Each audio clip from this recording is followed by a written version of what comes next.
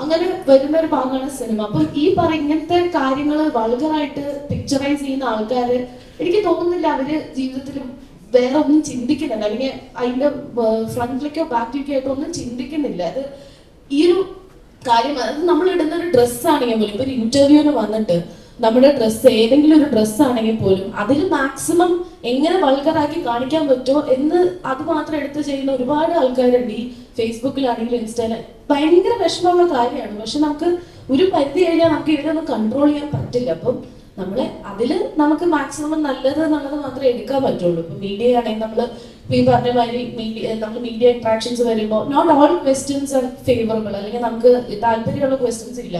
പക്ഷെ ഇപ്പൊ നല്ല ക്വസ്റ്റ്യൻസ് വരുമ്പോൾ നമുക്ക് അത്ര തന്നെ സന്തോഷം വരും. നമുക്ക് ഇഷ്ടമുള്ള ഒരു കാര്യമാണ് മീഡിയ ആയിട്ട് ഇന്ററാക്ട് ചെയ്യാനുള്ളത്. അപ്പൊ അങ്ങനെ കുറെ കാര്യങ്ങൾ നമ്മൾ ഒരു പോയിന്റിൽ എത്തും, ചൂസ് ചെയ്യണം എന്നുള്ളൊരു പോയിന്റ്.